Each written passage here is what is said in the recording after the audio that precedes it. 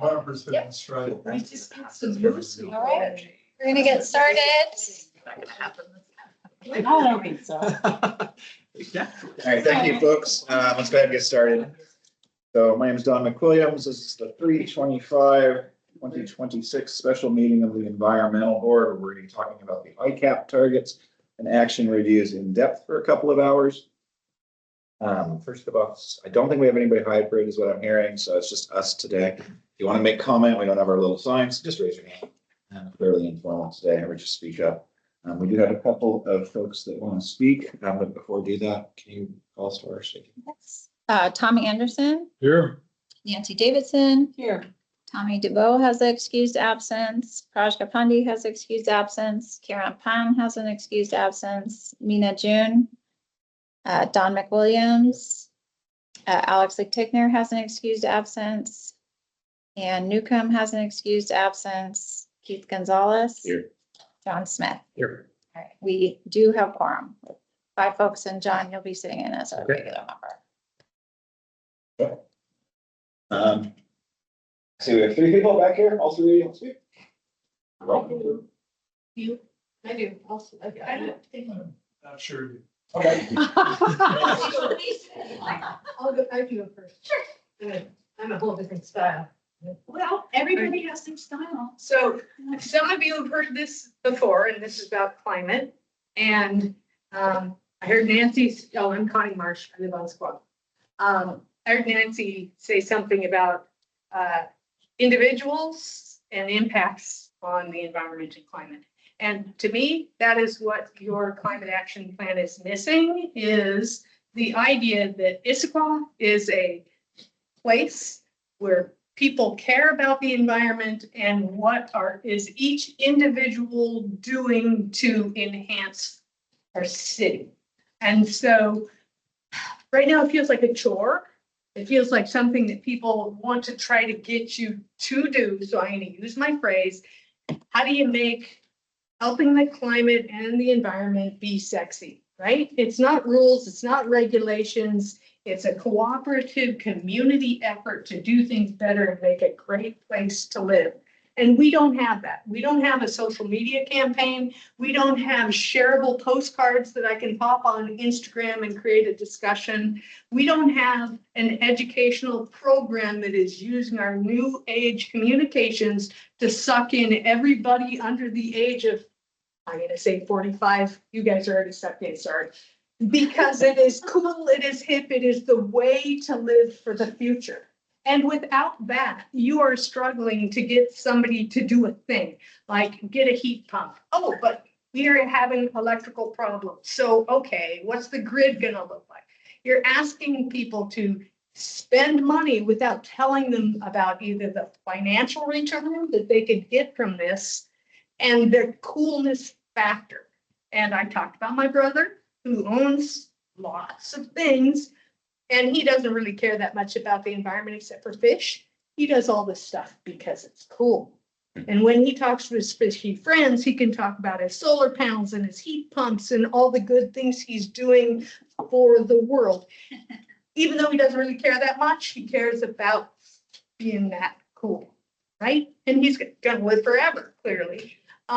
So without that, with something to measure at the end of it to see if you're succeeding and getting out to people to start creating a society within our town who wants to do this, not who you're bribing to do it. You are endlessly going to have a really hard time, and you guys are going to work like dogs, and you're going to say, oh man, but we made this incremental change. I think you're just trying to change a whole different thing. And that would be more successful than this rather dry pathway that doesn't feel fun or inspirational. To me, it makes me yawn, and you know that I really want it to be good. So there's my speech. I only use sexy once, twice.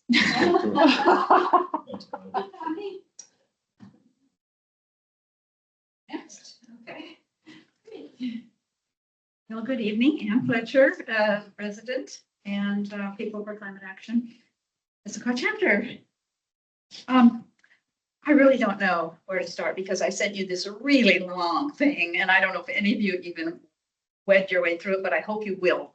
Maybe just take it a little bit of chunks because it wasn't real fun or sexy, but it was me.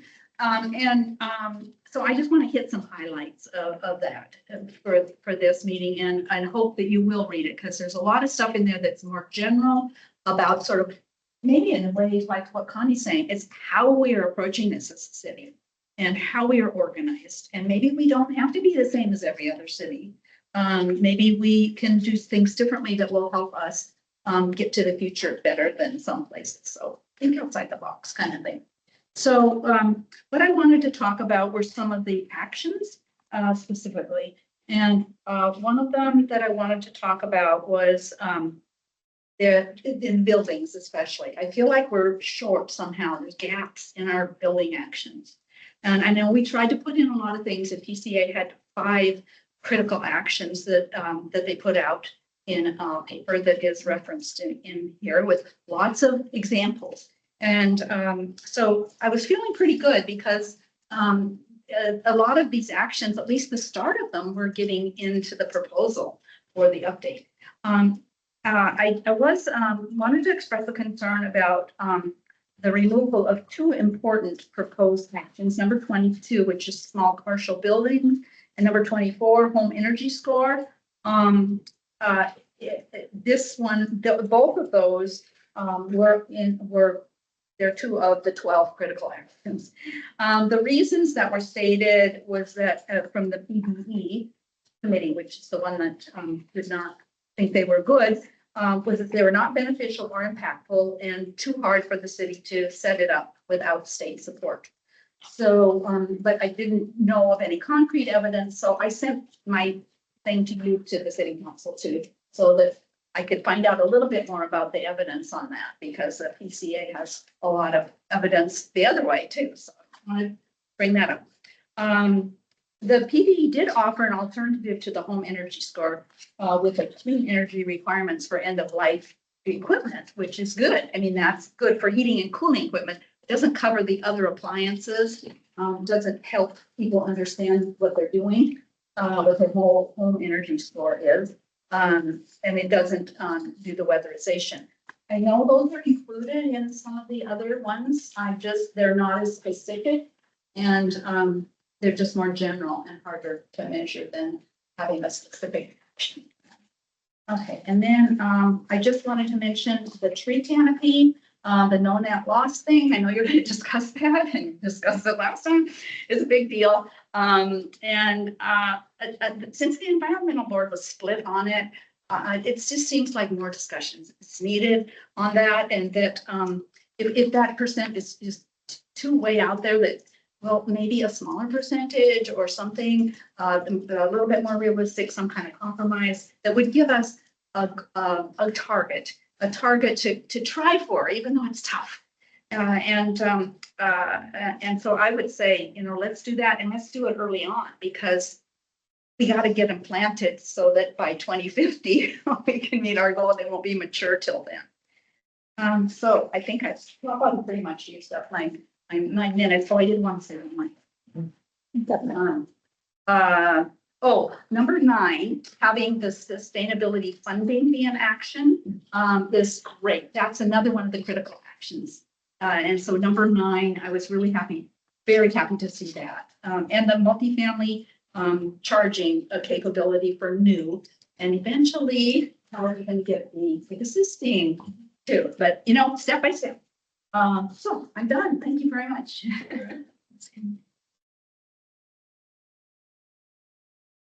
Oh, goodness. I just thought, Connie, you mentioned making it sexy.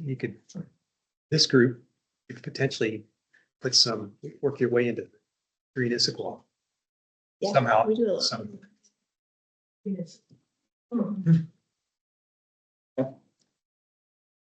Go yours, Stacy. Okay, great. So I'll just walk through our plan for the evening. I think everyone's gotten a copy. If they want one, there are copies on the back. What we are planning to do is provide a brief summary of the discussion that we had with the council committee, the Planning Development and Environment Committee, week and a half ago. To summarize that briefly, their input is incorporated into the document. So we'll talk more about that as we get to those specific actions. David's going to provide a little bit more in-depth overview of the recommendations from the metrics committee, which he summarized at a couple meetings, but we wanted to provide some visuals and talk through it a little bit more. And then we will walk through the targets and actions. We are planning to discuss the ones that are highlighted. There's about 10. Those are changes to targets, moving around or proposed revision or brand new. And then there's some actions in there that hit more of the policy level, or maybe have gone through a big change since we last touched base with you all. So we are going to talk through the yellow ones, and then we will open it up to the board members for any of the other targets and actions that they want to discuss. There is some red actions that are highlighted in red. Those are ones, or maybe in strikeout, that is just reflecting some changes since our last meeting with you, our last discussion of that action with you. So we're happy to touch base on those, but we've tried to provide a little explanation of what the change was. I'll also note that Sam Tarvin, our solid waste analyst, is planning to join around 7. So if anyone wants to raise questions around the materials and consumption targets, we could look to move to those when she is able to join.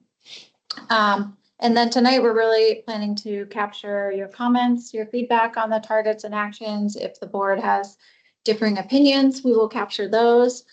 We'll be taking all that input and then coming back to you in April with a full draft plan to walk through. So that is the plan for tonight. Any questions or feedback on alternative approaches for the discussion this evening? I will note Ann Newcomb sent a few comments on one of the targets, so I'll share those when we get to that one. I've invited the folks from the board that just today let us know they couldn't come to send another comment. So we will summarize all of their feedback if they provide comments. So. Great. Okay, well, just a quick summary of the PDE, the Council PDE Committee. So we went through a series of meetings with you all, with our boards and commissions. We presented to the Transportation Advisory Board and PPC some kind of big ideas for policies that would have direct impact on reducing greenhouse gas emissions. They provided feedback on those policies, and then we came up with a staff recommendation based on that feedback. Those staff recommendations were presented to the council committee about a week and a half ago, and they provided input on and what they wanted to see move forward. In general, they supported the staff recommendations, but there were a few areas where they wanted to really push us to continue to look at some bigger policy changes. Some of those were highlighted in the public comments. We will discuss them tonight. There were areas around parking, multifamily charging, dark sky, and then this idea of a time of replacement requirement, a replacement for more energy efficient heating and cooling equipment. So we'll touch on base on all of those later tonight. And then PDE also recommended that we come back to a committee of the whole and we'll be bringing the policies and the major changes to the plan to the committee of the whole, which is the entire council, for discussion in May. So that will be their next touch point. That was a quick summary. So we have tonight and then our April meeting to work through the plan back to council. Great. Well, with that, I'll hand it off to David. Talk through Metro. I'm going to close the door. If it gets stuffy, we can open it.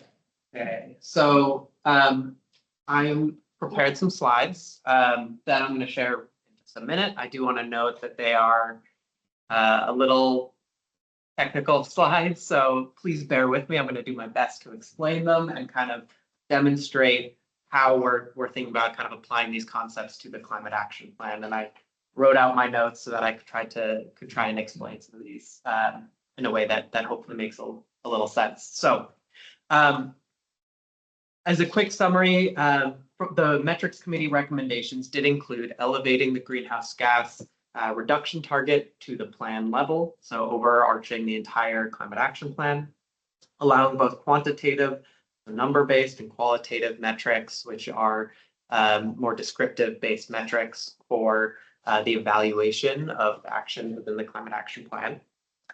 Identifying some high priority quantitative metrics the city has more control over influencing, and looking at publicly reporting on those metrics. And then reporting on the greenhouse gas targets, the focus area targets, and these high priority metrics publicly, while qualitatively and internally measuring other targets through a work plan. So what that looks like, or what I'm sharing this to look like, is here. So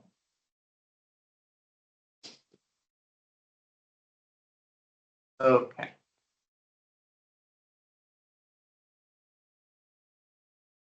Well, Brownie, please.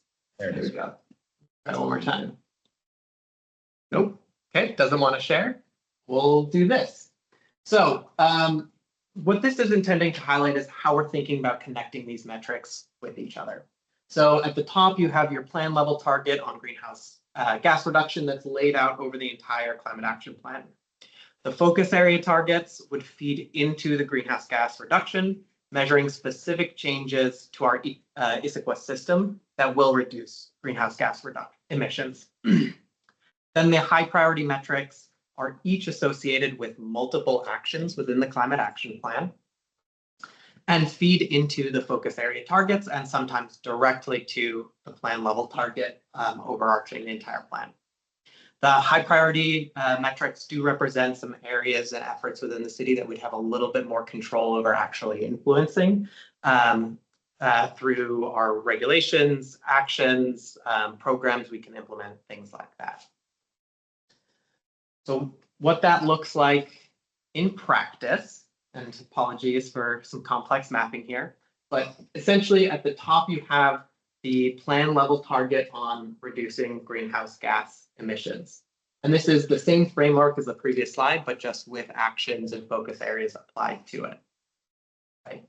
So at the top you have greenhouse gas emissions reductions, and then each of the focus areas, and right now I just have 3 on here, each of these focus area targets feed into the plan level target by measuring specific sectors of emission reduction efforts. So an example are reducing emissions from city operations or reducing the use of natural gas in existing buildings will in turn reduce greenhouse gas emissions at the community-wide level.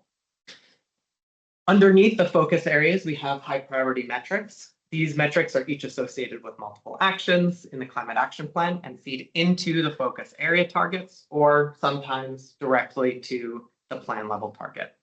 So in this example, we would measure the number of the kilowatts of installed renewable energy capacity at city facilities, which will help us reduce city operations greenhouse gas emissions, which in turn reduces community-wide greenhouse gas emissions. So part of this is just mapping through the logic of how the actions that we have in the climate action plan are connected to the focus areas, which are connected to overall what we're trying to achieve at the city.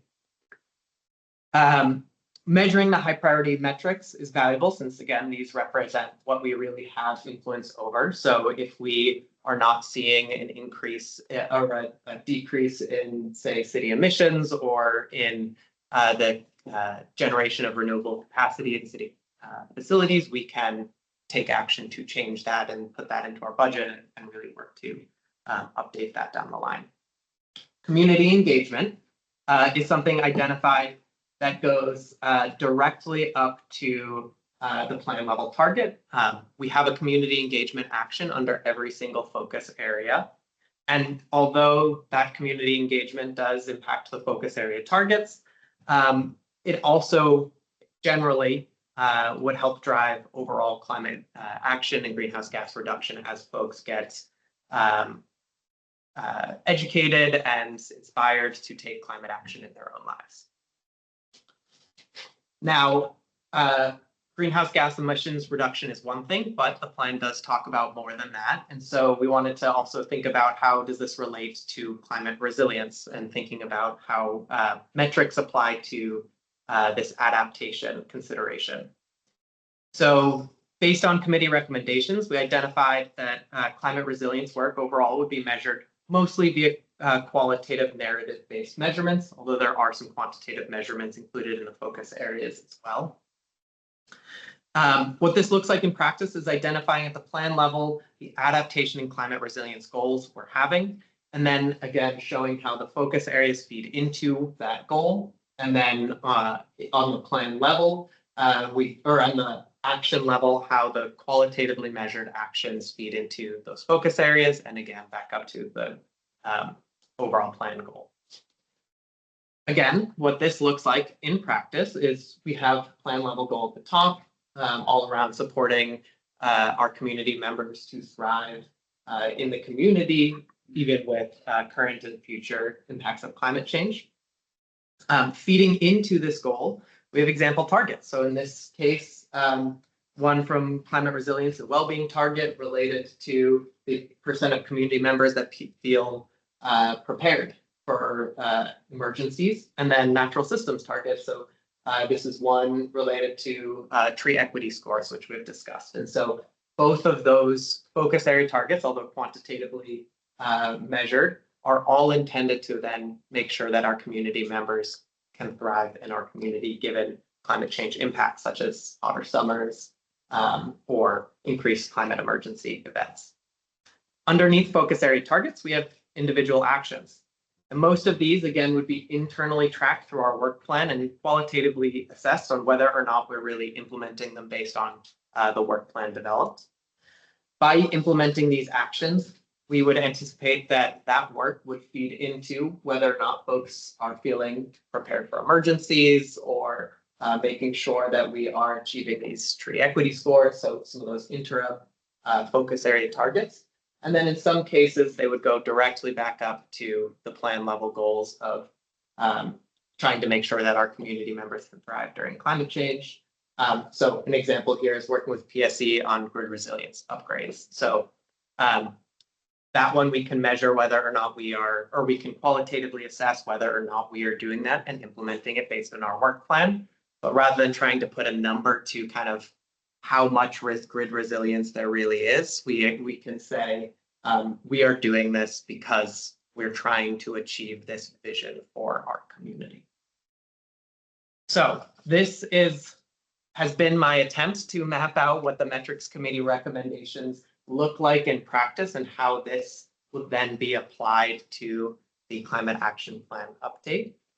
If folks have any questions at this time, I'm happy to answer them, but my hope is that for the April 25th meeting, we'll have a little bit more details on kind of like what this looks like in the plan itself for us to react to and really see if this is the appropriate method to measure plan implementation.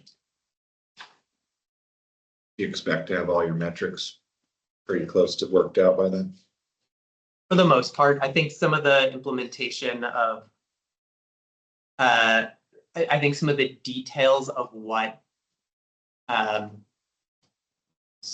some actions will look like might come as time goes on, right? Like, what does it really mean to assess the feasibility of XYZ in year 4 or something? But for the most part, I think as we develop our implementation plan, we will have most of the, at least beginnings of those metrics. And then the quantitative metrics we will have by then. We wanted folks to have a general idea of this approach as we go into our next discussion, looking at targets and actions, and then just so you all understand how this will be mapped out as we get to showing you the whole thing. I guess I do also have a question about the qualitative metrics are cool, and has there been any discussion about kind of novel quantitative metrics that you can look at for environment, like natural systems and things like that, that we're not currently looking at?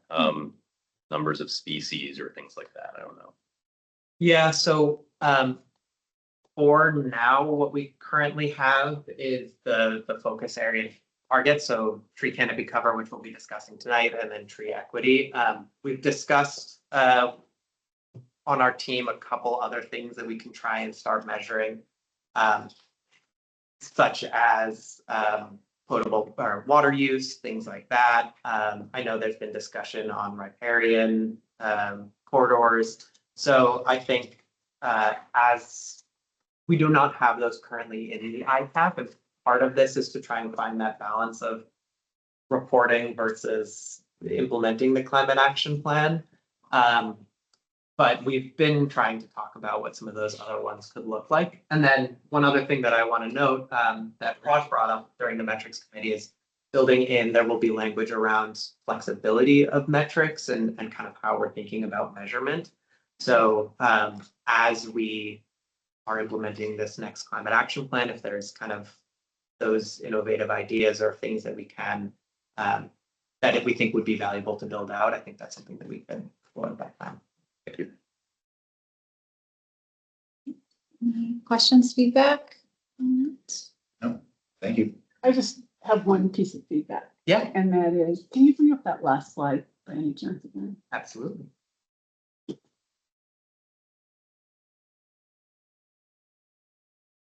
And it's specific, so the work with PhD on grid resilience upgrades, and you said you really didn't want to put a metric around that. But that's very open-ended there. Mhm. And we don't know if we're doing anything if they put in one battery somewhere. That's it. They've done something. So I'm concerned if we're that loose in our metrics, we're not going to achieve anything. So I would encourage us to track it and to put, maybe not set a goal for it, but to track it and to monitor it and do more than work with. Make it more action oriented is my suggestion. I looked for it in here and didn't see it, but I just would request that we don't leave it that loose because we won't have achieved anything by the time we look at this in 5 years if we don't do more. Thought on that. So PSC has some programs for voluntarily, using a thermostat. They can say, okay, you can't have heat right now during peak periods, etc. And in theory, they should be able to share with us numbers of, well, how many people in your jurisdiction are participating in that program, and that might be an objective measure of how much public support there is that ties into this resilience thing. The resilience of the grid is going to be affected by our ability to not drive the system to the peaks. This is going to be a more and more a thing. We're going to find various ways to even out our energy consumption, and that's one thing that's going on right now, and there's so much room for improvement. The one you brought up, Nancy, it's set row 76, so I'll flag that. We can talk about that as we get into the discussion and see if there's any more specificity we want to add there. Okay. All ready to jump in? Okay, so, because this was in a table, I couldn't do label the line. So I included these row numbers just so it's easy to reference, especially when you print out from my office. Doesn't print the same page numbers we would have. So feel free as we get into you all raising action for discussion, just to flag those rows so we can all get on the same page. Scroll back up. So we'll just start at the beginning. And what I'm gonna do is, so let me just capture track changes in the document, because then we'll be taking the edits hear the discussion here and moving that directly into the draft plan. So I'm just gonna start working through the yellow highlighted targets and actions. There are others that are not yellow. Do you want us to touch on those when you're? Let's come back to those. Yeah, Yeah. I think we'll go through the yellow ones, and then we'll open it up for members to raise other ones, and either can do that, just whoever raises their hand first, or happy to go around with ones that folks want to play. Okay, great.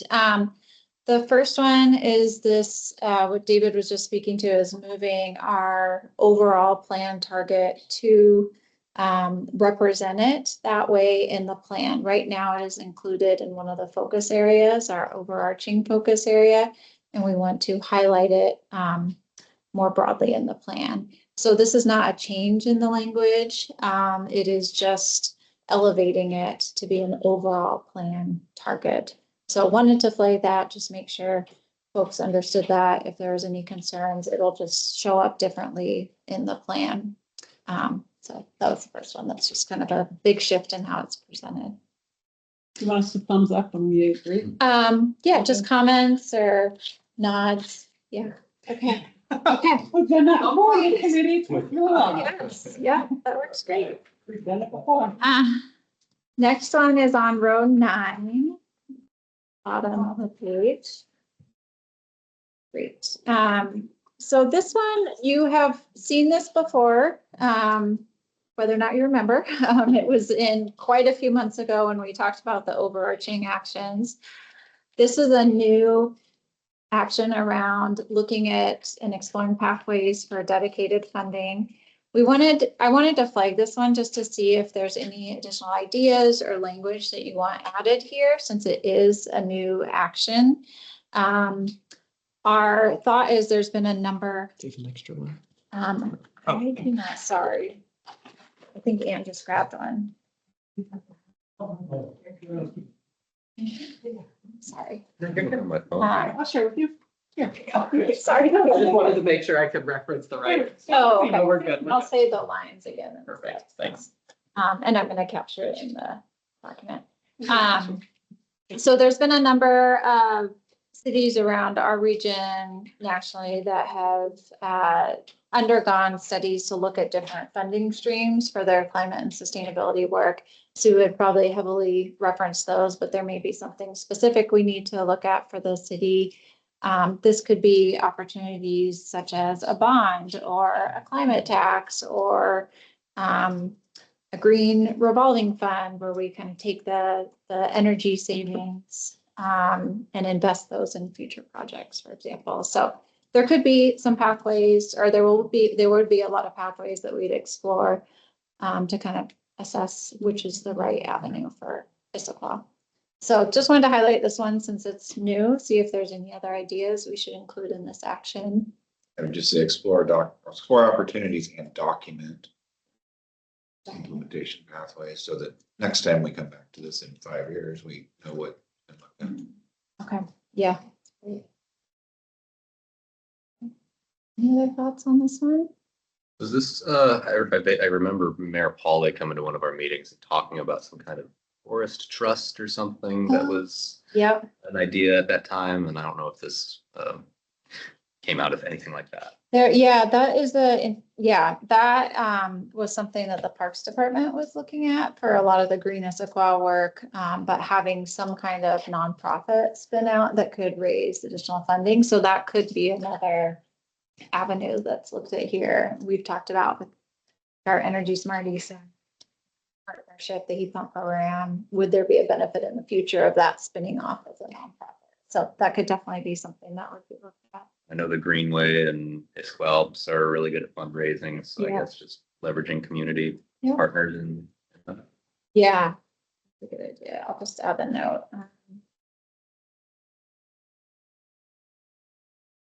Okay. Any other thoughts? Yeah, Your second column for the target action, yeah. secure sustainable, I don't know, when I read sustainable, I kind of get mixed up there. Oh, yeah, that's, yep, Recurring, yeah, yeah, secure recurring funding or yeah. strictly more sustainable.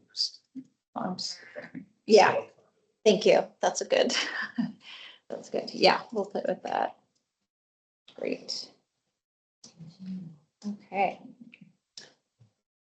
All right, any other comments on that one? Okay. Number 10, row 10, this was an action that was proposed by the environmental board, many months ago. This was the, idea of looking at localized pollutants such as those from traffic, from landscaping equipment, and exploring different pathways for reducing those pollutants. So wanted to see if the board had additional thoughts on this one, since it's been a while that we've discussed it.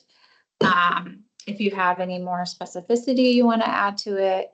And then I just wanted to share a little bit of feedback from one of our council members.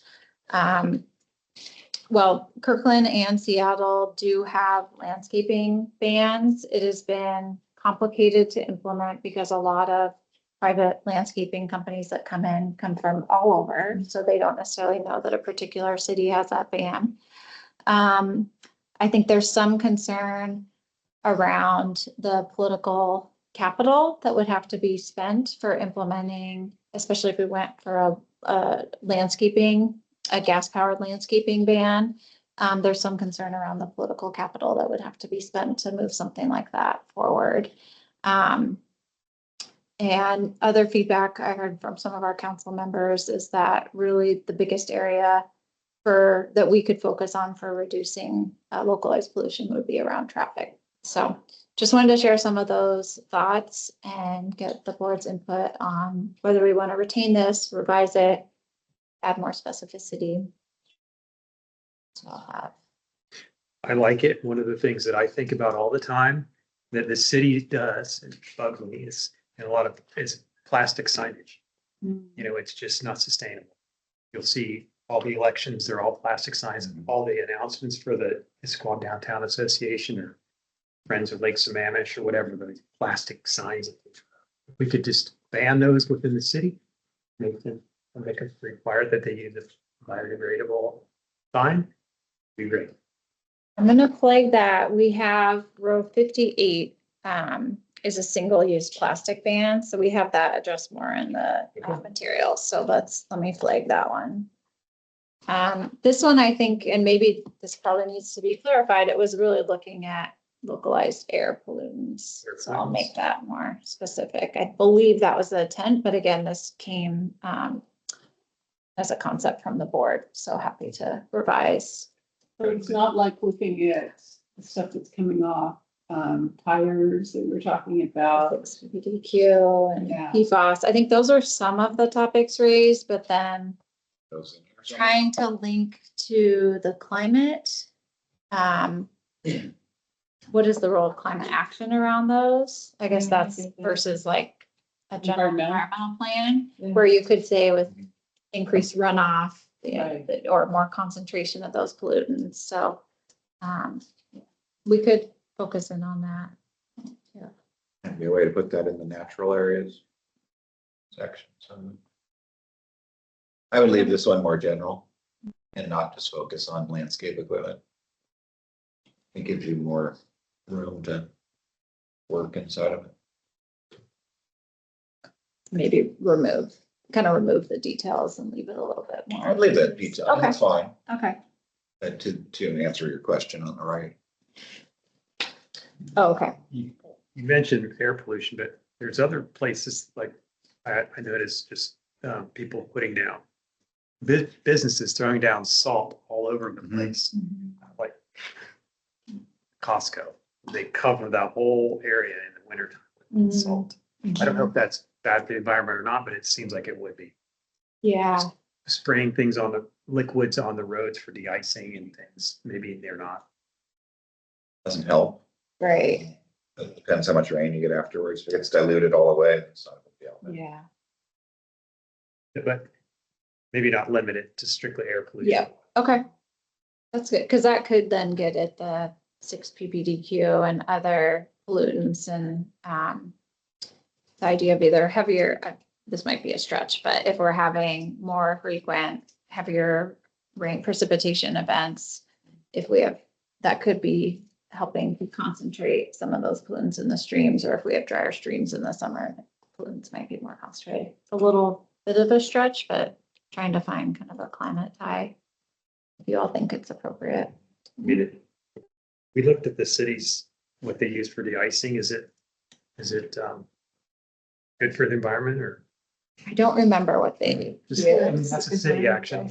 Good for the environment. There's none that's good for Bell- the. Bellingham uses like a beet juice or something.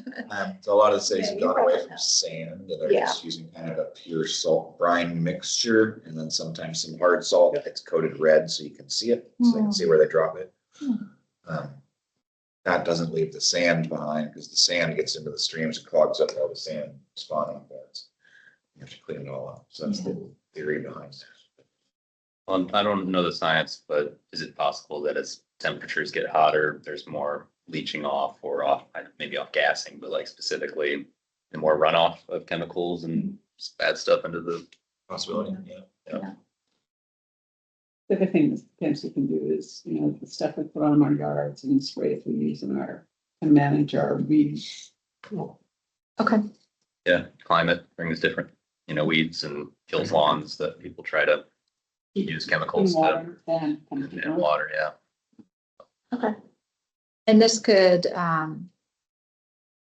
possibly a number of the campaigns the Cascade Water Alliance runs for using more natural fertilizers and that type of stuff. This Yeah, yeah. I was really glad to hear that last time, and I tried looking on their website about it. It seems to be kind of buried. So yeah, boosting that going kind of those alternatives is a good idea. All right, so it sounds like keeping it general, keeping it in the plan, general support, making sure we're not just looking at air, but also water stream pollutants. Yeah. Okay. Great. All right. Okay, next one is a little ways down. Are we talking about the red ones? I was not going to. Those were just flagged because they're a bit of a change. I can mention them briefly as we go back. It looks like 18 also has flood. Yeah, that's more a note for myself. I need to talk with our emergency manager just to clarify that that's the language we want. Because I think this board actually flagged the very specific meaning that it has. I'm okay with not talking about the red. Okay, yeah, red ones are either David and I are proposing moving those to the implementation plan, the action, or it's a change from the committee. Okay, so I will touch briefly on 22, more just on the notes there. This one was also brought up during public comment. So we do have in our current plan assessing the potential for an energy benchmarking program. We were looking at the possibility of either running a required benchmarking program for buildings that are under 20,000 square feet that do not currently have to comply with state standards, or a voluntary program where they could self-report and we provide technical support for them. We discussed this with the EDE committee based on some of the members' professional experience. They don't necessarily see benefit of just benchmarking buildings. They haven't seen buildings improve their energy efficiency by just reporting on their energy. So they didn't feel that this was a high priority to move forward. What I will say though, is that we do have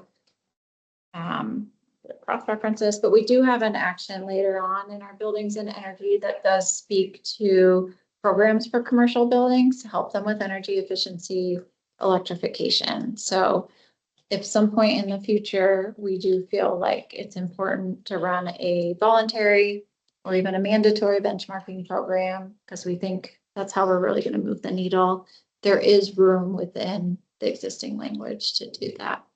I just would not be calling it out specifically.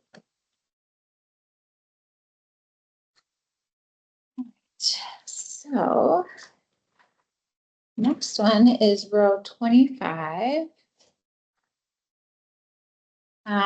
This also came out of the council committee meeting. We had talked to them about a couple of big policy ideas, the home energy score we heard about during public comment. Their city of Berkeley has a requirement when a house is sold, it has to score a certain number of points for energy efficiency or electrification, or else upgrades have to be made. Those felt that second option felt like too big of a program for our city, and there's a lot of concerns about running a program like that. The home energy score, PDE did not feel like would really have an impact, and there were some current concerns around equity. A home energy score is basically where a home would report on its energy efficiency at time of sale. And there are a lot of concerns just that if folks cannot afford upgrades to their homes, they make it a lower selling price for the house, and just all that, the affordability concerns. So, so what the PDE committee did support was exploring an opportunity or exploring some type of policy where either at the time of replacement, so if a gas furnace fails or an air conditioner fails or a new air conditioner is being purchased, that there would be some kind of requirement for an energy efficiency standard for that new equipment coming in, with the hope that folks aren't putting in new gas or very low efficient equipment that's going to be in a home for the next 15, 20 years. This would be, we would first do a pretty extensive assessment around the costs and how a program like that could operate. But there was interest from at least that council committee of exploring what a program like this might look like. Is that just for the city buildings, or is that for? No, this would be a community So program. that second example would be if my furnace blows up and I would have to put in a more efficient furnace or more efficient heat source. And you're talking about almost double the cost at times. No, it's just to explore the feasibility. Yeah, so this would just be to evaluate what It's the not program would look implementing. like. So Right, so we would be going out and assessing what that would look like. that's my concern too, is I don't want you to force this down on people, so. Right, that would, Make sure that's very clear. yeah, it would need to go through extensive council community input before a program was implemented. I mean, if we were ever to do something like this, I would assume it would have to be implemented with a very hefty rebate program that the city is also investing in to make the cost. even- Equity, if you're talking about people that Yeah. can barely afford to live here, if their furnace goes out, they all have to all of a sudden. I mean, it's the right thing to do, but wow. Yeah. It's a lot of money. And we could put a note in here, like a assessment or study would need to heavily look at what kind of complementary program to ensure there's not a cost burden or something like that.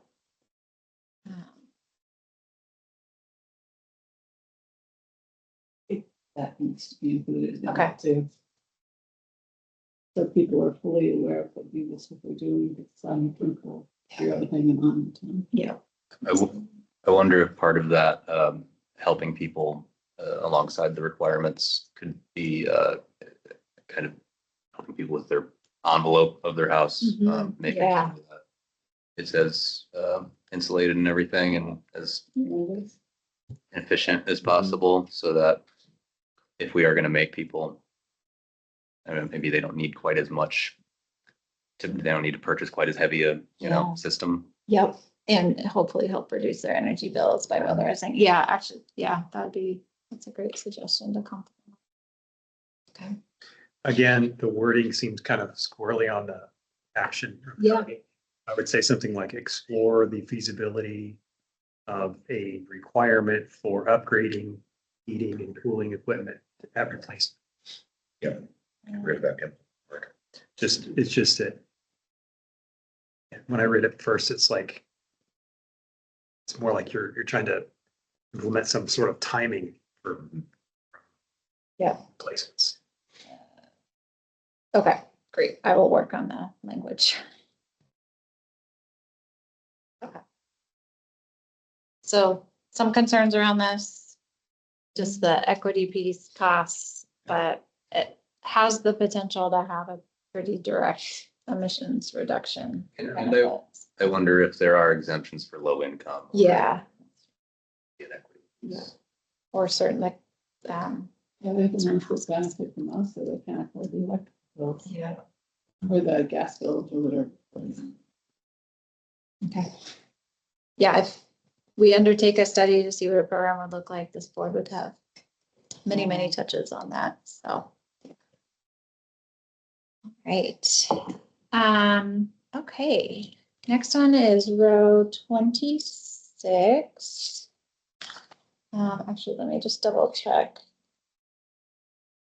Some notes from a council member on the last one. Okay. Number 26 is this idea of dark sky requirements. So the board has touched on this one.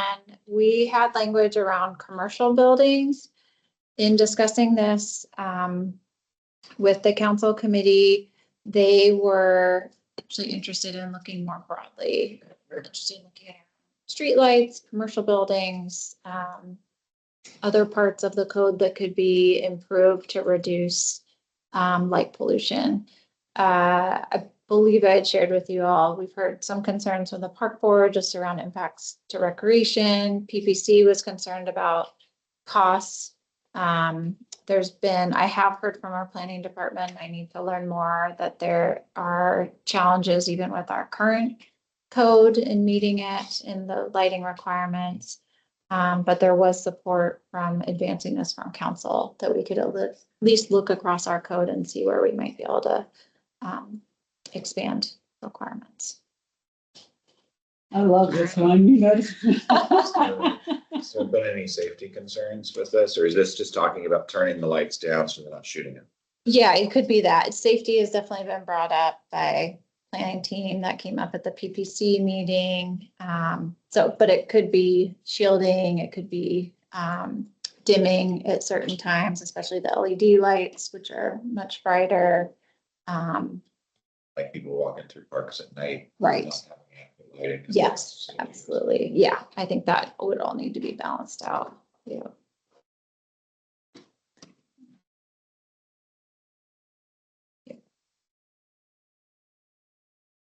Again, if this is taken up or supported and moving forward in the plan, it's something I'm sure we'd be talking with this board, PPC about. Right.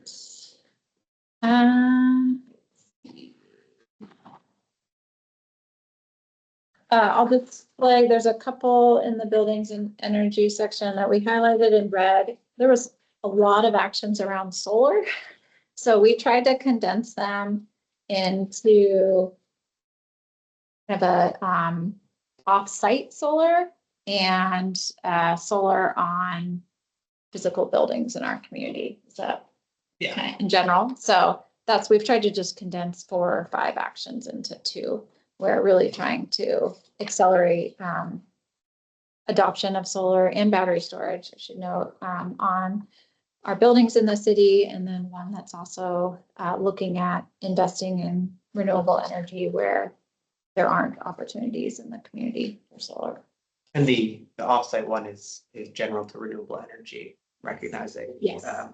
Wind resource regionally. Potential other renewable energies as we discussed. Just wanted to flag those. We welcome to come back to those if folks think we missed anything in trying to reduce them. Right. Next is 39. Row 39, reduce parking requirements. This one's had a lot of back and forth. So in part of our kind of big policy, big impact review, one of the policies that came up time and time again across the country is reducing parking minimums. This would be in multifamily developments with the idea of build less parking, folks will use transit. We've discussed this with TAB, with you all, with PPC. There are some concerns that even if we reduce parking minimums, developers are still building plenty of parking because they need it to feel like they can rent out the spaces. There's some concern around spillover parking into neighborhoods, businesses. There's concern about access to transit. So in discussing this with the council committee, they were supportive of us still looking at, are there additional opportunities for us to either remove parking minimums, create more parking maximums, so developers can't just build more parking because they think they need it, and looking in particular areas of the city more kind of concentrated in our growth centers. So in general, the council committee was interested in pursuing this one and studying it further to see where there's opportunities.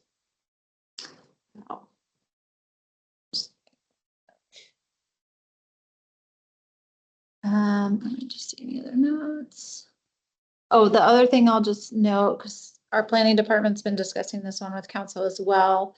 There are some state code requirements that we are around parking that we're also working to come into compliance with. So that would be considered as we are looking at these reductions in parking requirements. Those state requirements, kind of like a lower limit on how much we can reduce parking. Parking, yeah, and maximums as well. Yep. So I think state's really looking at kind of getting rid of a lot of parking minimums, is my understanding. Any questions here? Great. And Sam is on, oh, and Emma. Great. Emma is one of our interns from Gibson X. So she's been helping us a lot track all of the comments and incorporate them into a comment tracker that you'll have a chance to see. Great. Our next one is row 46. This one was another one of the big policy ideas we brought forward. TAB in general supported this one. PPC had a lot of concerns around costs. And then in discussing it with the council committee, they were supportive of moving forward. So this one is around expanding our requirements for how much electric vehicle charging needs to go into new multifamily buildings. Redmond passed, and I believe it started in July, implementation is 100% of parking stalls have to be EV ready. So everything is set up. You basically just have to drop a charger in. What the council committee suggested is we look at EV capable or lower, so that basically there's some wiring, some conduit put in, but we don't have to do any kind of electrical panel updates. There's no charger in place, but the more expensive work is done while the building is being built, because it is a lot cheaper to do it then instead of after the fact. So they wanted EV capable, or they were saying kind of EV capable less if there's something kind of lower than EV capable that we could require. And then they were interested in looking at up to 100% of parking stalls, or some of the members were interested in 100% of parking stalls. So what the language we've tried to include here, it allows us that flexibility to look at what's the right level we would want to require and how much. I think right now the state requires 10% of stalls are EV ready. So we'd be looking at something probably above that, but maybe at a less capacity. We've talked about this before. We did, yeah, touch on this one. I would support the EV capable, have them put the conduit in the ground while they're pouring the concrete, makes sense. And then they could expand their EV slots as demand comes around. I think it's an undue burden on the developer to have them make everything EV ready. Those things are expensive. Yeah. So this would be almost revisiting the ordinance for those of you that have been on the board for a long time. I think it was one of the first things you all did. Yep. Where this board kind of approved the ordinance that would go above the state requirements. The state jumped ahead of us, and now this would be maybe looking to go above where the state is now. So. already been suggested to exempt EV ready parking spots from parking maximums. Oh,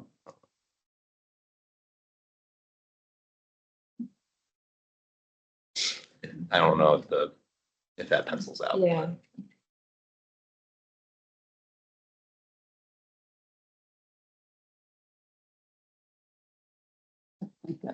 Yeah, yeah. Well, that was, one thought one of the council members had was if we're reducing the amount of parking, it will be less expensive for them to build the EV capable. Yeah. Yeah, I guess parking maximums probably aren't so low that it didn't matter, but. Yeah, yeah. Or, yeah, any other kind of. restrictions.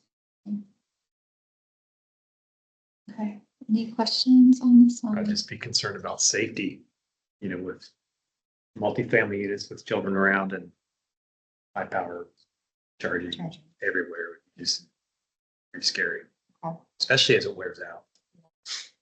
It is a fire hazard. That just has nothing to do with this. Just Okay, but yeah, that'd be what I'm thinking something, about. yeah, just to consider. It's great when it's brand new, but when it's 10 years old, the wires start deteriorating. Yeah. I did have a friend his house caught on fire with. You want to charge it? Yeah. Really? How old was your car? It was new.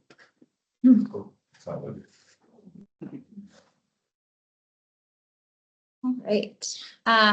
Sam, give us a little bit of time, and if we don't move on to your section, then we'll take a break of where we are and come back. We're just trying to get. All right, and our next one is our really fun, exciting one. Okay, well, let me talk a little bit about this one. So this is, as you all are very well aware at this point, our current target under natural systems and water resources is around 55% tree canopy by 2035. We've discussed at a couple of meetings that one, and I'll talk a little bit in a minute about one of that proposed change. The other ones that we discussed at the last meeting was adding in an additional target that's looking at a tree equity score to really look at that tree distribution across the city. And then a third target that would look at water use reduction. Our water manager is on leave right now, so we'll be talking with her as soon as she's back to come up with a right percentage that would make sense there. What's the nexus between the water reduction and the trees?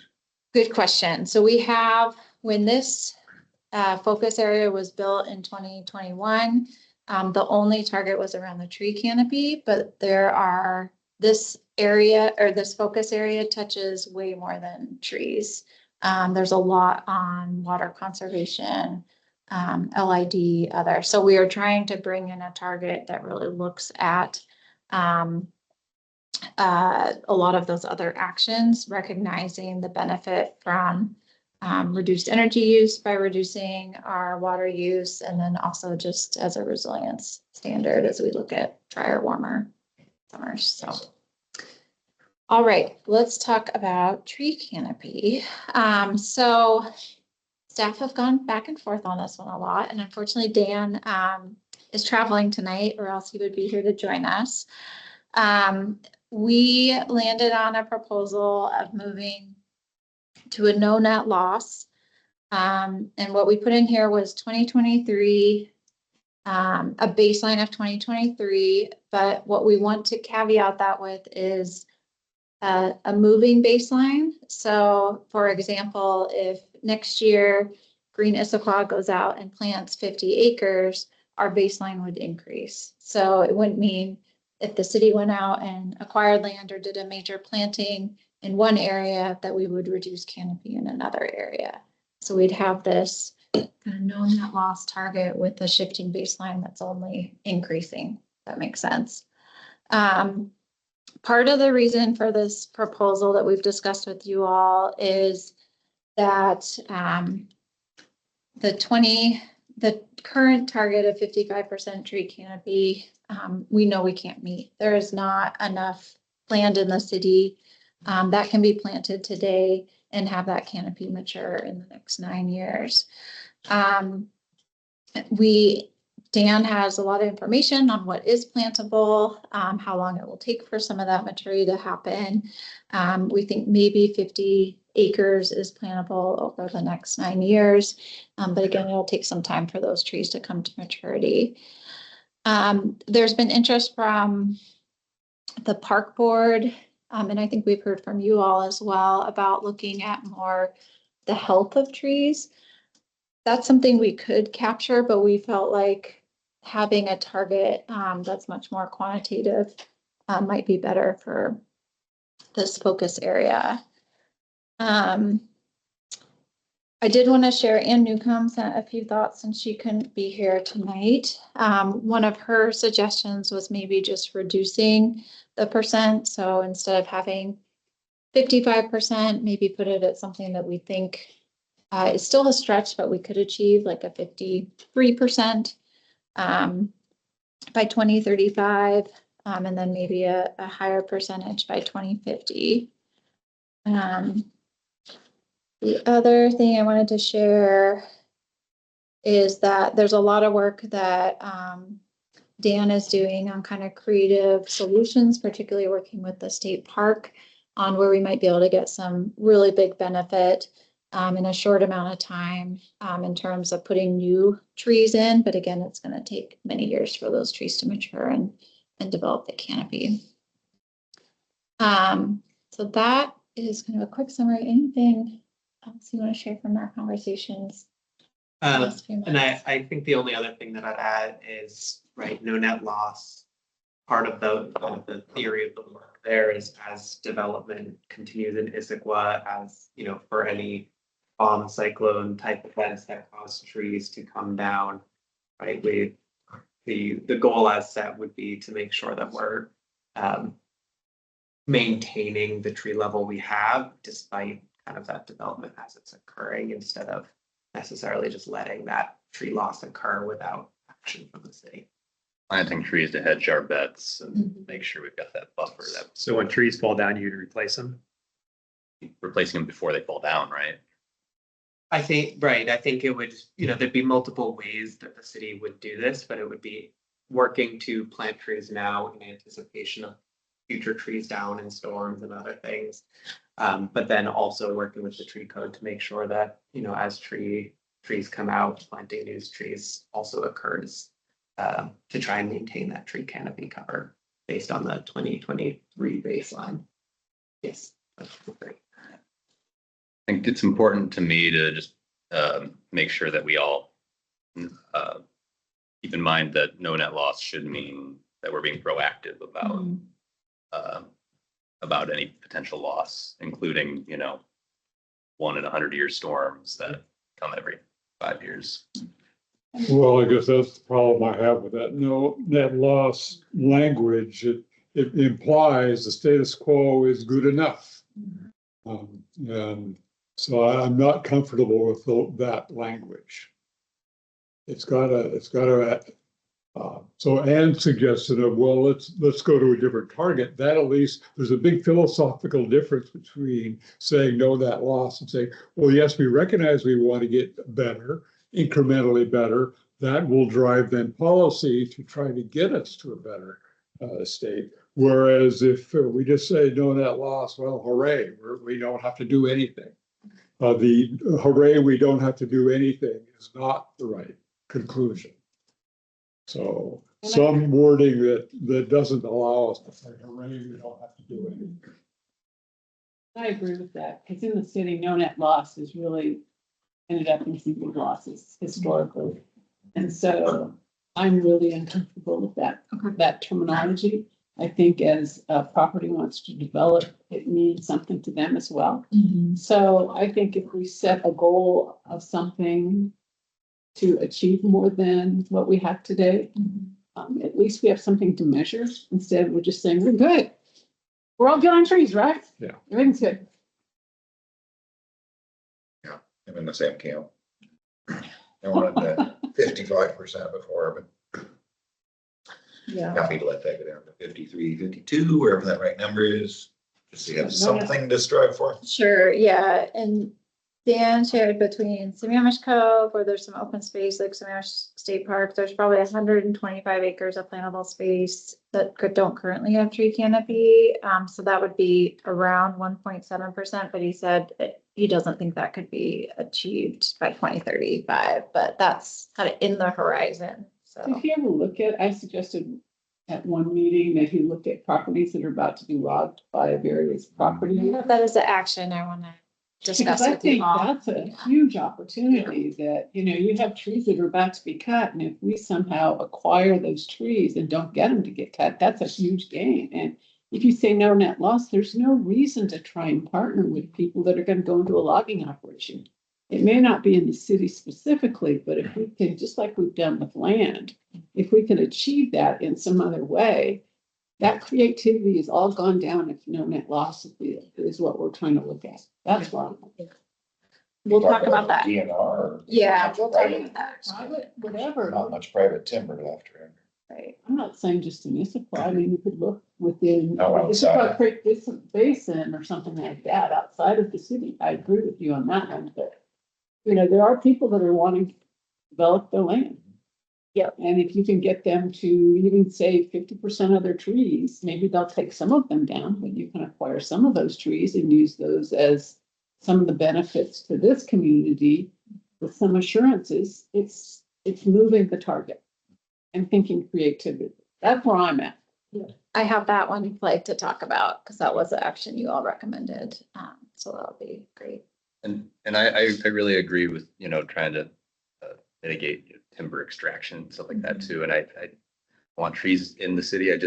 I worry that if we kind of fixate on no net loss or a certain number too much, I just worry that that trees aren't the only kind of habitat, and meadows, wetlands, floodplains often can't have trees or have a lot less trees than a densely planted forest. So I would want to make sure that if there was a need for that kind of habitat or existing habitat like that, that we don't say, oh, I think Sammamish Cove is all reed canary grass right now, so maybe that could just get planted. But if that, maybe that could also be a functional wetland.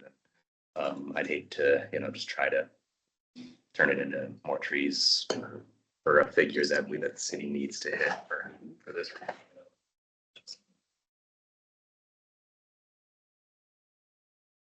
Where do you want to go with this one? Do you want to recommend a percentage and we could capture that concern and comment that would need to be considered, that some of these places that might be prime for tree canopy should also be considered for other habitat benefits. Nuance there would be good. I have 3 of us that want at least some sort of percentage. We were pretty divided last time. Park board didn't necessarily weigh on heavy. They kind of wanted to go more the qualitative route, tree health. So I didn't get a lot of specific feedback on this one, but we'll bring, yeah. Just Tom said it. If I look at that from a community perspective, that means to me, we've already got there. and We're Right. good to go. Right. I don't think people think about, oh, well, trees are gonna fall. We gotta think about replacing them ahead of time. And I think, like Stacy said, as long as that nuance is captured in a Yeah. meaningful way that guides policy and implementation, I think, and the number is honestly more of a public facing kind of figure. I don't see anything wrong with it. Yeah. If you have a target, which is a stretch goal, then you can have programs for the community, tree giveaway programs that will be. You'll have a reason to do them. If you have a no net loss and you don't need to give away trees. And I think we can capture that comment in kind of a description of this section. So. Do you want to stay at 55%? Do you want to? Where are we at now? We're at around 51%, although we haven't had a tree canopy analysis since before the bomb cyclone. And the current target is 55%. And the most recent evaluation was just completed. So Yes, we 2023 yeah. just was done. So there is a pretty hefty lag between when we get this data. It's about every 3 years. I think we should go with Anne's recommendation, which was 53%. I mean, it's halfway between where we are today and what we proposed. I mean, that's just, I'm open, by the way. She said some kind, I think she I'd said be good with that. some kind of percent, like a 1% or 2%. So whatever you all. We're completely open. I think we'll Yeah. provide your feedback to council. This is when they can. 53, 52, 54. Okay. 3.1. Yeah. Okay, so we're gonna go with, The number.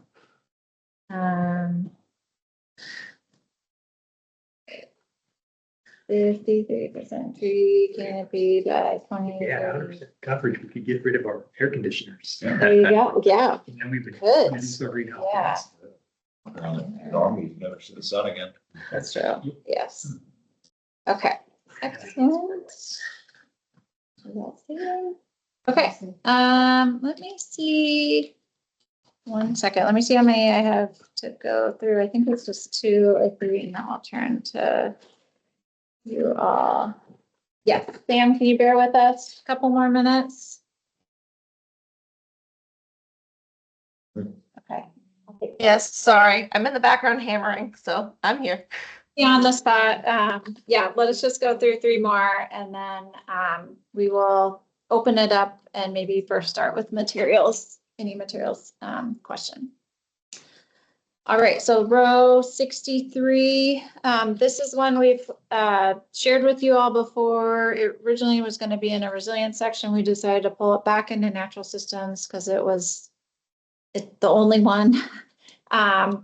So I wanted to raise this one with you all because when I talked with the park board, they weren't sure really what the call to action or the type of programming that would come out of this. So this one is around trying to bring in more actions and language around habitat and wildlife to better connect the ICAP to the comprehensive plan.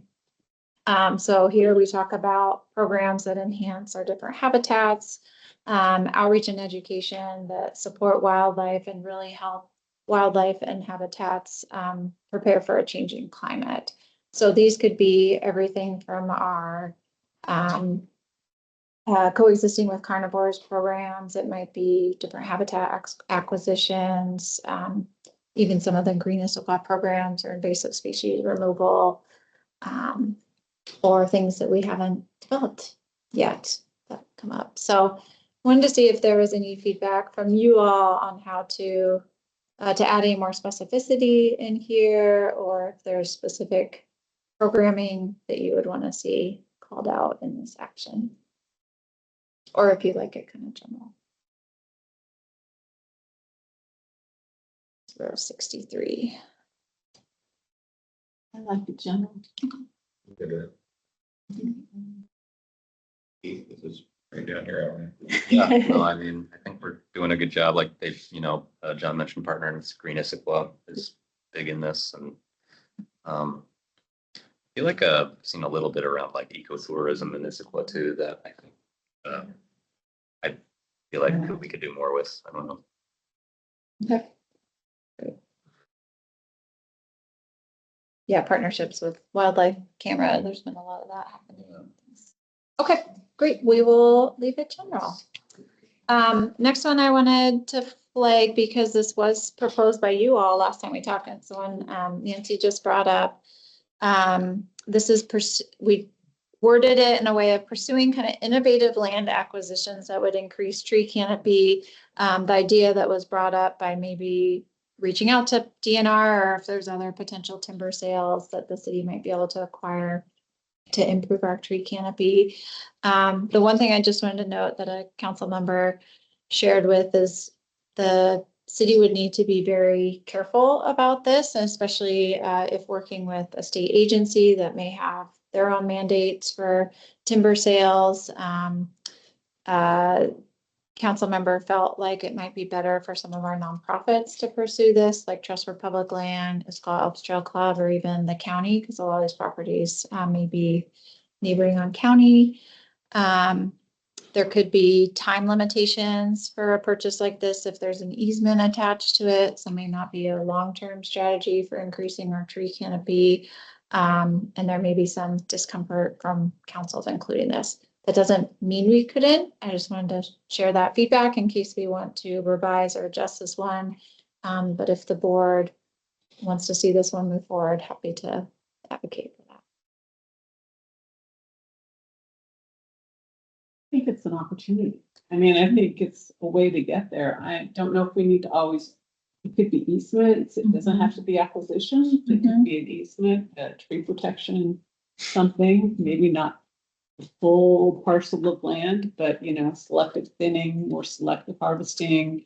You know, that's why I wouldn't necessarily call it just an acquisition, but some kind of easement or protection of trees on a parcel of property that's planned for development or harvest. You know, the thought is go talk to them and see if there's any opportunity to do something. Get some trees saved. That's my thoughts on it. Oh, sorry, go ahead. Well, so for example, adjacent to my property, there's a 5-acre parcel that used to be owned by the Whitakers, the former owners of the nursing home. And they had some notions about maybe building some retirement cottages in there or something someday, but then they got over and decided they didn't want to act on that, and their kids didn't want to do it, so they deeded that property to the city under terms of conservation thing. So it's not a publicly accessible park, but it is a natural space, and it will continue in that role. So that's not a common story, but I think maybe the city could make that sort of opportunity or possibility more known to the population. It might, you know, occasionally get someone thinking about that who otherwise would not be thinking about it. These kinds of things do happen. Other organizations, Nature Conservancy, etc., does this sort of thing on a national scale. The city doesn't think in those terms, and maybe they need to think like a nonprofit in a conservation day. It could result in something. And if you think about it, if these people he was referring to chose to develop their property, a lot of trees could have come down. And so they have now put those into long-term canopy. And that's kind of what this is trying to do. 5 acres. Yeah. It's been conversation between Issaquah and the folks that do the I-90 land. Oh, Greenway. Mountains to Sound Greenway. On the zone. Dan used to work for Mountains to Sound, but I don't know. Yeah, I'm not sure kind of what those conversations are around land acquisitions. Are you thinking specifically along? Yeah, I'm not sure.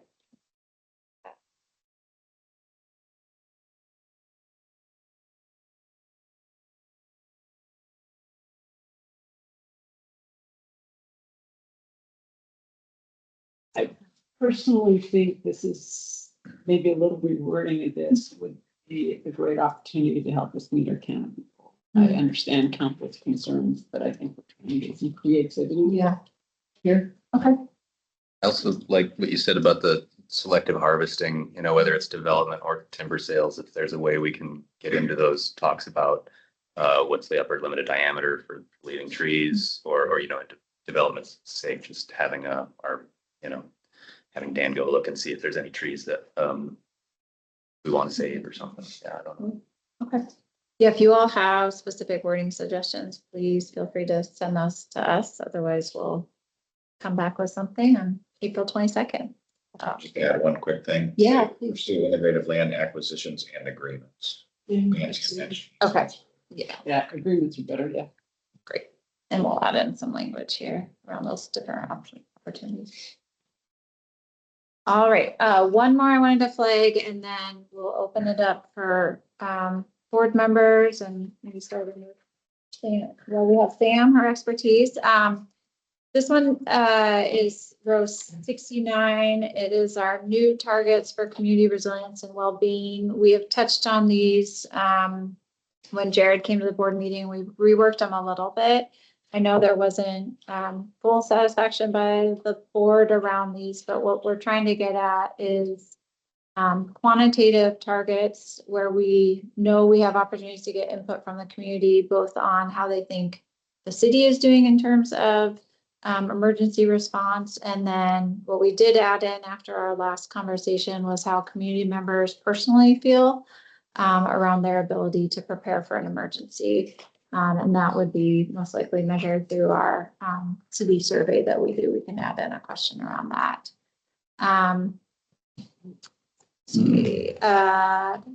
So these would be new targets that we do feel like are measurable. We don't feel like the current target that we have in the climate plan is measurable. And at our last meeting, when we discussed these, the board wanted something around personal responsibility around emergency preparedness. So that's why we added in that second target.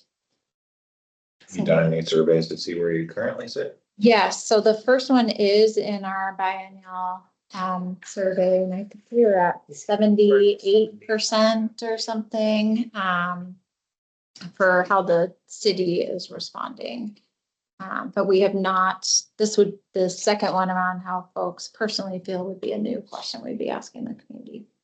I think the goal was to try and select, at least for 85, select a number that was ambitious, but achievable. Recognizing, especially for that one, it's going to be very difficult to get to. Yes. I don't think you're gonna get 100%. Yeah. No, but that would be a really important goal to meet, that everyone in the community feels like they have the resources they need, so. And not throw more unnecessary metrics too, but I'm sure it'd be easy enough to pull how many community members have been through CERT. Yes. basic training. Yep. Or even how many members of the community have ham radio license. Yeah, Like that. absolutely. Yeah, we discussed the CERT numbers. We have all that information. I think that would be reported out in some ways here, but we didn't feel like that really captured in general. But I think it's great information to have. So I think we'd be reporting out on that in some ways, or in some other areas. So. Okay, great. We wanted just to flag that because we revised that since the last meeting. I was not planning to discuss any of the actions because we talked through them with Jared. Basically, we're in this section trying to get a flow of prepare, respond, recover. So that's kind of the flow of the actions here, but happy to discuss any of those in a few minutes. So thank you for all the feedback. We will incorporate that into the plan. What we want to do now is just open it up for you all to flag any actions or targets. We have Sam here, so I wanted to maybe talk first about if there's any materials and consumption, either the target or any of the actions that folks would like to flag for discussion. Consumption starts at. Sorry, it starts at row 49. Sam, just making sure you're on. Are you available? I'm here. Yay, thank you. All right, we'll see if there are any questions. Been, I think since December, maybe we talked about these, so it's been a little while.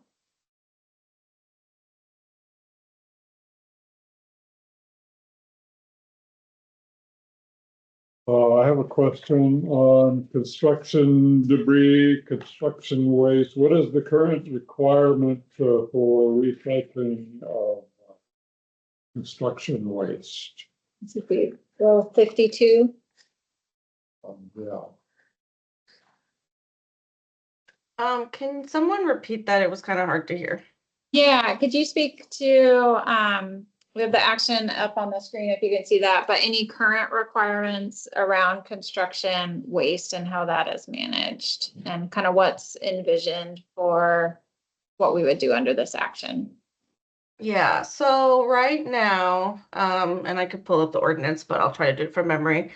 It's a certain size of projects are required to divert a certain percentage of waste. I think that is 70%. And this has been in code for a while, but it's not something that's actively tracked or truly enforced. And so our goal with this is to figure out how the process is currently working, to figure out how do we create mechanisms and processes for the planning department and for our building inspectors to make sure that we're actually validating this data, collecting this data, reporting this data. And then thinking about, are there specific software systems that would be useful to then sort of report on this.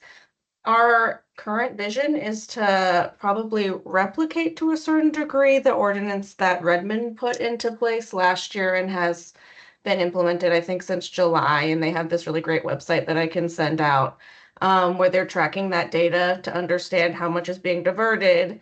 And so this work stream is actually probably getting kicked off this week. We have a consultant in place that helped work on that Redmond ordinance and is really familiar with all of like the stakeholder engagement that went into that. And then as well, King County has been doing a lot more work on making sure that the firms that are supposed to recycle construction and demolition materials are actually recycling that. And so that will be a really big win as well. And then we're also thinking about deconstruction. And so instead of just sending this to the landfill or to be recycled, how do we reuse the materials that are being that are coming from demolition, but that is more deconstruction. But it's very early days. And so this is mostly about expanding this ordinance and then making sure that we're actually enforcing it and we're gathering that data. I don't understand why it would be difficult to enforce it for a new construction of a house, for example, because that's something that's being monitored on a regular basis for all kinds of code enforcement issues. That seems like the easiest case of monitoring and verifying and enforcing. So the reason why this comes to mind is on my lane, the house is under construction at the present time, and they have a 20-yard dumpster out front that they filled up and hauled away 4 or 5 times during the course of building. And okay, some of the stuff is legitimately suited for landfill, but a lot of it was very recyclable. I asked the contractor about it, and he said, as far as he knew, that none of it was recycled because it cost too much to separate it out. But he wasn't 100% sure, but that was his opinion. It wasn't being recycled. Well, that just seemed like I was just surprised that we don't have some rules about that. Sounds like we do have rules, but it's not enforced. I'd say we ought to enforce them. Yep, that is the goal, to start enforcing them. It's just a code that was in place, and now that we actually have staff, we can make sure that the processes are in place, and then that, again, we're capturing that data, we're enforcing it, we have people that understand what's expected of them. So yeah, that's what this is about, is making sure that this is enforced and more institutionalized.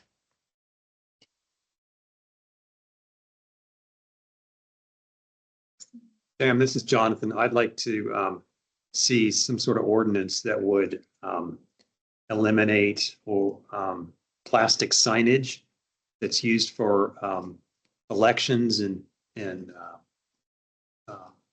advertising for businesses and such that are placed around town. Even by, what I'm talking about are the plastic signs with the metal. If they could be replaced with cardboard signs with wooden stakes, that's what it was, how they were done in the olden days. And those are much more biodegradable. I would love to see that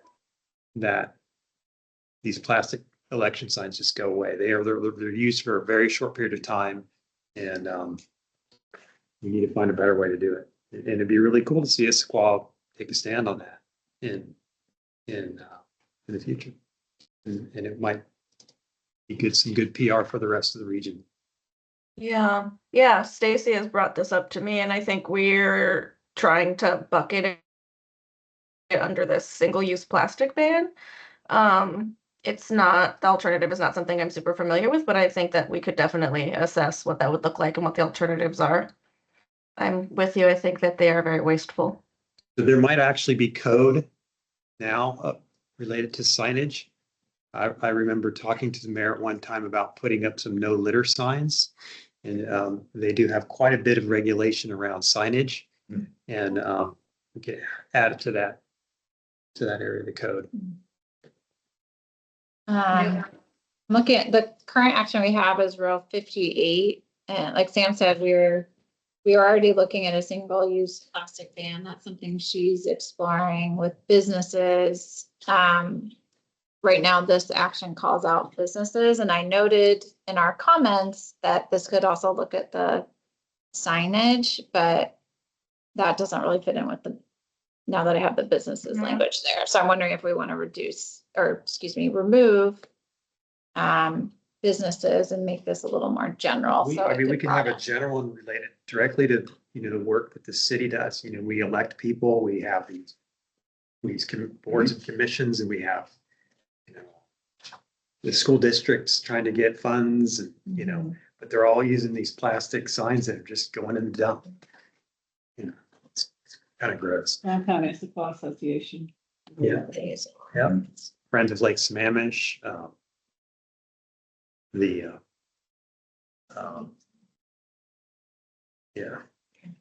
Is that because they're cheaper to produce? Yeah. I've already tracked this down. The companies that make the signs don't even offer an alternative anymore. But it's pretty low hanging fruit in my opinion. Can you still get the cardboard sign? No, that's my point. You can't. It's hard to get them. You have The to. business one. Yeah. Yep. So let's see. So we have this action. We could broaden it. I'm hearing also. We can make a some specific one related to elections. Okay. That would be look at like cities. Or anything. You probably purchased a bunch of those. I did. Do you still have them? Okay. All was in the trash. Case in point. Some of them you can recycle. They're made out of like the milk carton. Same thing that milk cartons are made out of. So I'll just add a note here looking at. That's the business, making recyclable. Yeah. Trash. You need to go down to the ecology. Take the tour. Okay. Plastics, even the plastics that we think are recyclable are most often not. There's no market. They can't give it away. We'll look at that one. Other, sorry, go ahead, Sam. Yeah, before we move on, I would sort of advocate against removing this for Issaquah businesses just because it would be very hard that's just very large.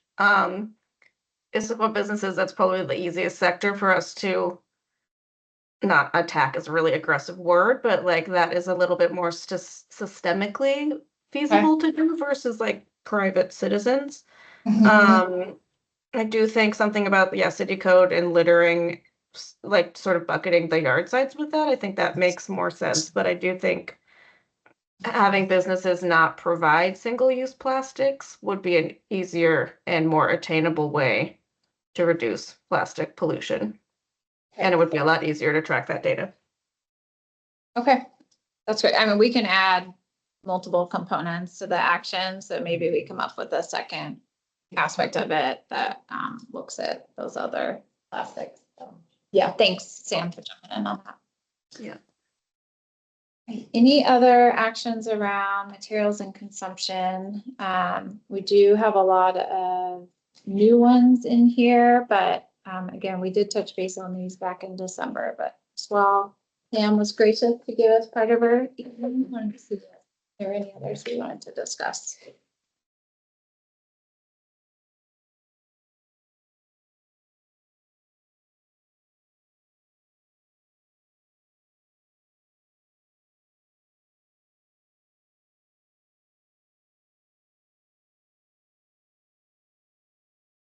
Yeah, okay, we're good, Sam, I think.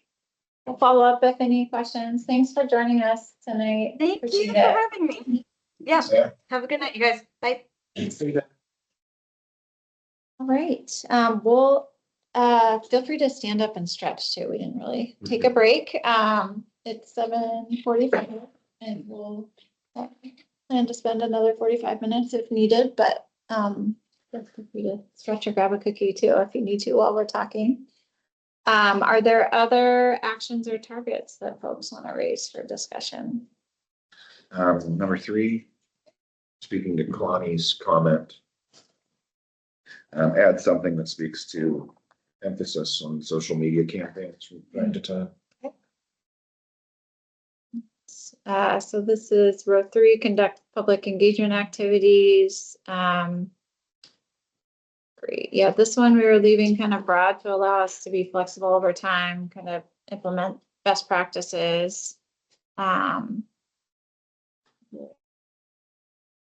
You call it straight out, then your PIOs are on the hook to help you with it. Okay, so, We should also add to that individual action, if they can lead themselves.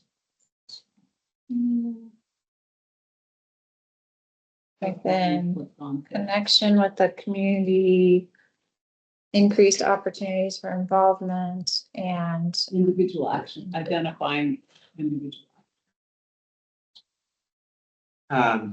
As a clarification, so that's the action in the overarching section. Right. There is an education action in every single focus area related to that focus area.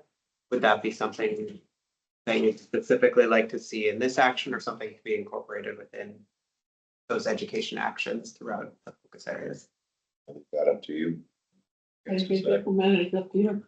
Okay. I think calling out some of that in the overarching one that, Absolutely. yeah, we'll figure out, but yeah, we'll take a look at those other actions if we want to specify. Okay, I captured some of that language there. We will wordsmith it. Great, thank you for that. Feel free to jump in, other targets or actions to discuss. Any others? I think they look pretty good. Guys have done a good job with it. Anything missing? I mean, it's a lot. Our original goal was to cut back on the number of actions and kind of focus a little bit more. That's not the case. I think we're gonna end up with the same or maybe even more actions. But do you all feel like anything's missing? I think you guys have done a really good job. Honestly, I think he's looked at what we did in the first one, which was, who was here when we did the first one? Me? Tom, Were you the here for original the first Dawn. one? Yeah. So, I mean, it's come a long way. So I think we've learned a lot along the way, and I think I applaud you guys for your efforts. You guys have done a good job. I propose we have a sustainability fair. Well, let me tell you. Yeah, I think you volunteered to work at the booth, right? The other, and Well, I was excited to see on one of your slides, David, the miles of bicycle lanes. yes. All right, yes, I think that's a key, a very measurable thing. And, And it's something that we can do. yes, Yeah. if we had the will to do it, we could do it. And we need to do better. I wanted to ask about number 5. Yeah. Just about regional partnerships here. I'm wondering if it isn't captured elsewhere, do we want that to also mention national partnerships or think a little bigger in terms of, I think there's been like climate marches and things that, I don't know if there's kind of green city associations or things like that that we plug into or want to, but Yeah. wonder if we could broaden that a little bit to include stuff we don't want to miss out on the bigger scale. Yeah, no, that's true. And we are part of some national networks, so, yeah. Ships and networks, we'll wordsmith that. Yes, I think that's a great thing. That's who we turn to when we have a lot of questions and do advocacy and learn about what's happening around the country. So that's great. Great. Sorry to jump back. I agree with everything else. No, yeah, please, no, I want to give some time for folks to digest. You're good. Yeah, Just some very like an end of meeting kind of vibe. No, that I didn't want. we have a few more things to discuss, so yeah, please. Any? If we have any other comments? we know Yep, when- feel free to send them to us and we'll, Emma's been really helping us with a comment tracker. It was not ready to bring today. We have a little work to clean it up, but, we are capturing all the public input, all of your input, all the other boards and commission input in that. So if there are other comments that come in from board members before our April meeting, that'll show up in the comment tracker and we'll share that as part of the meeting packet. Well, great. So our next steps are to take all the great feedback tonight. We will be incorporating that into the draft plan. We have a lot of sections of the plan to still build, including the whole implementation section, but we wanted to make sure we had a good sense of the targets and actions moving forward. We will be building all of that out before our meeting on April 22nd, and then sharing a draft plan with you all at that meeting. We will also, as part of that, you'll see an implementation plan, a comment tracker, and I think there's one other. Oh, the metrics component will be built into it. And we would just discuss kind of an updated action spreadsheet. Yeah. Right. Thank you. I had a few other items. So one item is just around scheduling. We do have that special meeting at the end of April to go through the full plan. We learned that that one is the 22nd, I think our regular meeting, 6:30. And we might actually be back in this room. I'll double check. For our regular April meeting, several of the items that were teed up for that meeting are not yet ready. There is one urgent item that needs to come to the board before the end of April. That's the transportation, the TIP, the transportation. And so staff are proposing April 15th to have that discussion. That's a Wednesday. It is during spring break. I am here. I think Praj would maybe be the only one with a conflict, so I could check with her. I can send out a note to the board and see who would be available, and then we could get you materials early to send in your comments on that. So I'll check and see if we can get quorum for.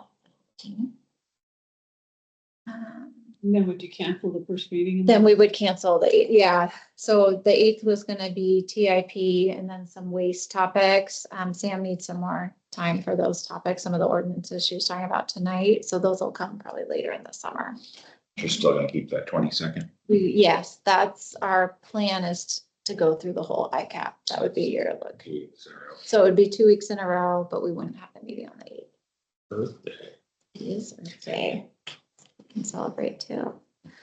Okay, I'll check with the board and just see who's available on the 15th. I'm guessing that'll be a short meeting because it would just be TIP.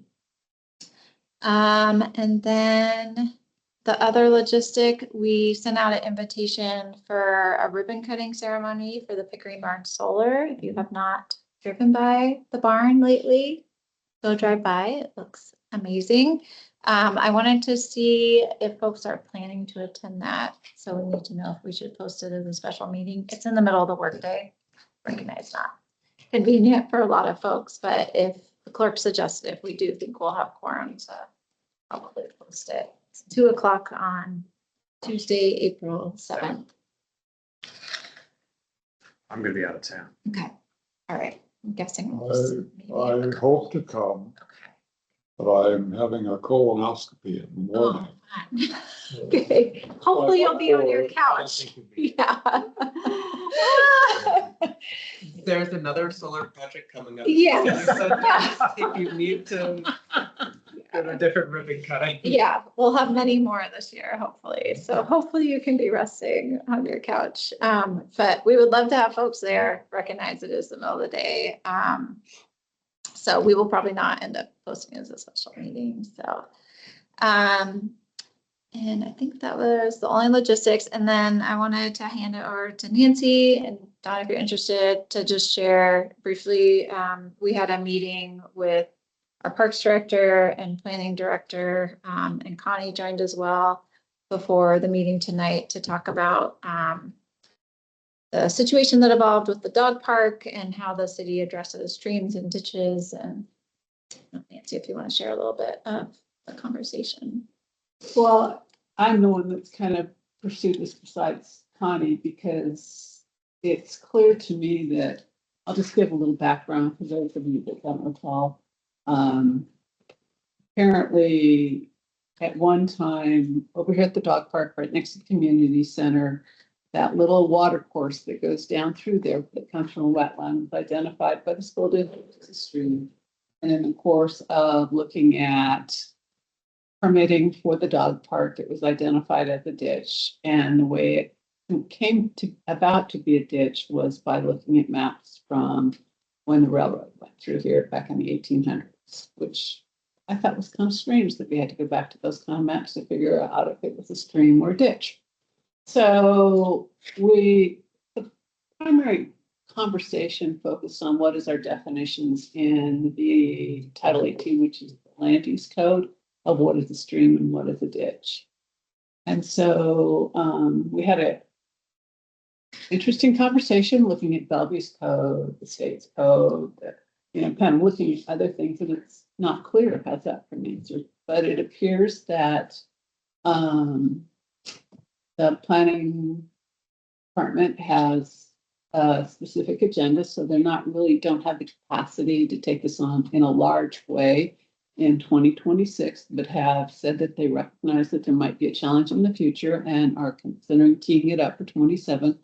There are a couple of tweaks to the code that we suggested, which are kind of wordsmithing and adding a comma, referring ditches to streams and streams to ditches, so that you look at both of them when you're deciding if it's a stream or a ditch. You make sure you're looking at both sides of it, which I think will improve things, may not solve all the problems. The other thing that came out of the meeting was a conversation about it really would be helpful if we had our GIS maps identify our water courses as what they are. Someone makes a determination if it's a stream or a ditch or what it is, so that everybody's on the same song sheet, particularly since a lot of that's identified, like when the bypass was in the conversation, that EIS identified streams and other things that haven't all been captured on the maps that we have today. So I think there's a conversation happening in public as well. So personally, it was an interesting conversation, but I think it was an informative conversation. And I think hopefully things will get improved as a result of having that meeting. So thank you very much for setting that up. And I'd ask Don if he had anything more to add to that. I thought it was a great conversation. It was interesting to get the city's perspective on how they classify streams versus ditches. And I thought it was fairly accurate. Afterwards, Nancy went and showed it to me. I hadn't seen it yet. And my first thought was, well, why is this not a stream? It flows year round. It's as a designated channel. What am I missing? But I didn't have that. That's how we all feel about it, by the way, just saying that. I know. So I think they have some work to do. I understand why they did what they did. And so our goal is so that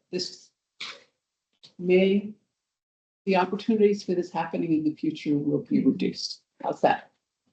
It may happen again, but the opportunities for this will be answered.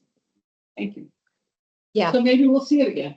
yeah, thanks for sharing. We wanted to just circle back on that since there's been several comments that Connie in particular has forwarded on to the board about the situation. So just to know those conversations are ongoing.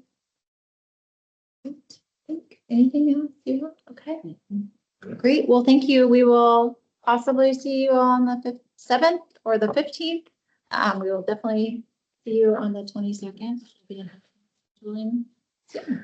Okay. And you'll let us know where the 22nd is. And the sustainability fair on the. Oh, yeah. 26th. Didn't work out for us. My daughter. We did have board members interested.